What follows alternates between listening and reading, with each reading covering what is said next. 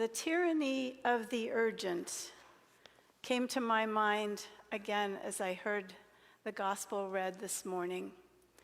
Many of you know I was a teacher for a number of years, and I began teaching small children. I began in early childhood education. I ran a couple of Head Start programs. I worked in some different schools, and it was wonderful to be with children that small, and I loved my work, but suddenly I started getting this sense that I was being called to something different, and that felt really strange. But it wouldn't let go. I had to answer it. And it was this urge to work with older kids. And so I moved into teaching junior high school.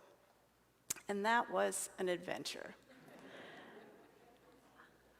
I worked with kids in public schools and private schools, but I also worked with kids in the church. And one of the other pieces that I hadn't expected in this journey through education was that I would be taking groups of young adolescents on field trips for a week in length.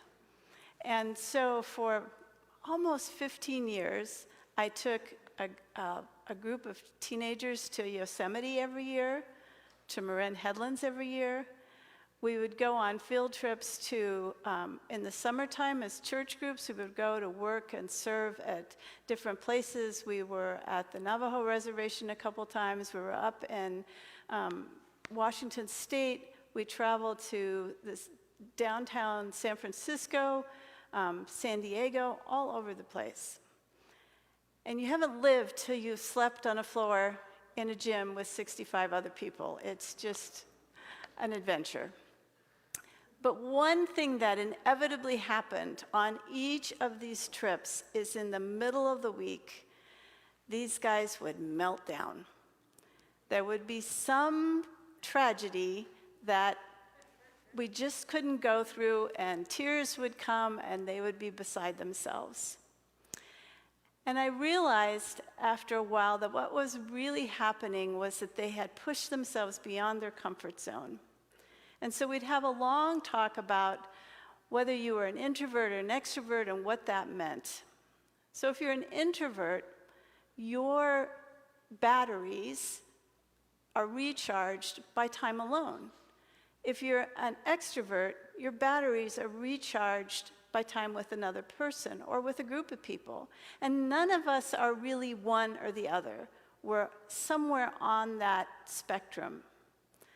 So for these young adults who are learning about themselves and others, the joy of being with each other becomes a burden almost too big to bear as we go through the week, because they've allowed themselves no time to recharge in a way that's appropriate and healthy. And I hear Jesus saying the same thing in this Sunday's lesson. He and the disciples have managed to get to the other side of the lake, and yet the people who had gotten the bread have followed them. And they approach Jesus and say essentially, "We want more bread." And I can't blame them, because food scarcity was a real thing in their lives. In fact, unless you were in the top quarter, it was always present. And this was unheard of. Somebody who could produce bread and feed 5,000, of course they were going to follow them. But Jesus said, what's really important here? What's really important is you and how you live your life and how you live in relationship to other people. I know you like this bread thing, but there's way more to this, and you need to stop and look. I think it's time for us to do the same thing. We've spent the last over a year and a half now struggling with this pandemic, and I'd be willing to bet that most of us have emptied our batteries to about this much. It's time to look at how we can recharge them. What do you need to do for yourself that would really help you recharge those batteries? This is really, really important work because we can't be who God calls us to be in this world unless we take care of ourselves. And the pandemic is not going away anytime soon.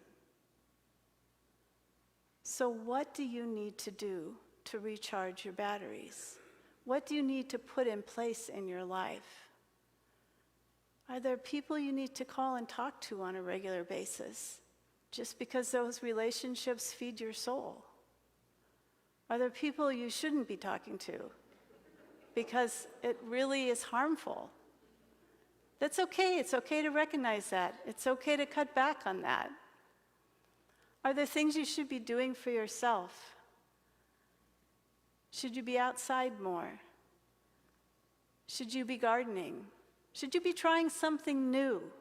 Because sometimes when we try new things and we don't have to be perfect at it, it opens doors for us and it brings us joy.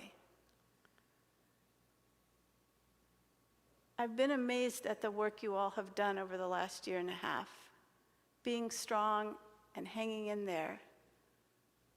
It's really time to take care of yourself. And that's what Jesus is telling these people who are hungry for bread. It's not just the loaf I can give you, it's so much more than that. What do you need? Open your hearts to what God is calling you to and offering you. Amen.